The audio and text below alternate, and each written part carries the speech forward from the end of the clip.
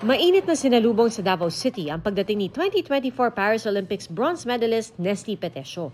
Kasama sa mga plano ng kanyang kampo ang pagtatayo ng Boxing Academy sa Davao del Sur.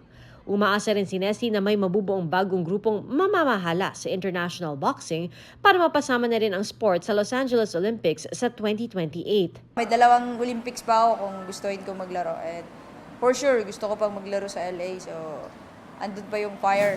Nag-courtesy call naman sa Cagayan de Oro City Hall si Carlo Paalam. Desidido raw siyang maging fit para muling makasabak sa ring. Siguro ang para sa kuha, ma-improve sa kuha endurance. Isa dyan na sa kuha endurance. Saka power, kailangan Ang natin yung power endurance. Very power. O dyan ang isa po na mag-improve karon.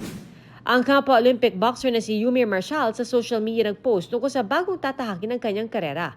Bagamat hindi raw niya isinasara ang pinto sa ultimate dream na magkamit ng Olympic gold medal, magiging focus na niya ang professional career at pagdadala pa rin ng karangalan sa bansa.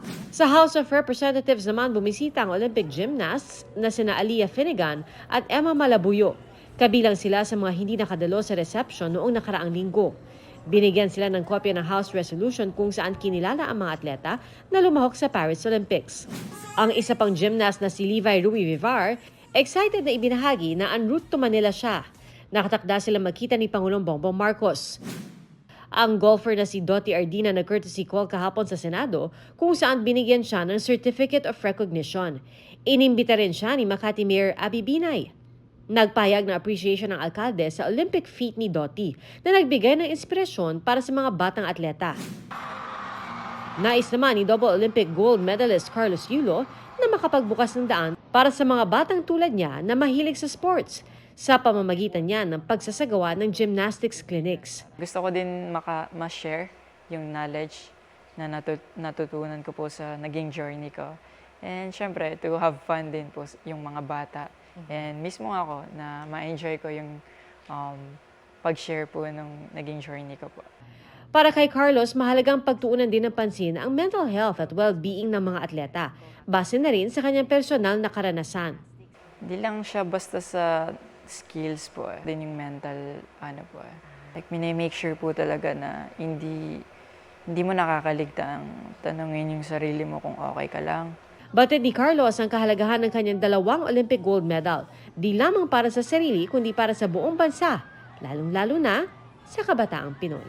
Sobrang excited and grateful po kami na mismo kami mga atleta po na may impact po sa kabataan. Sobrang grateful po na nabigyan kaming opportunity po.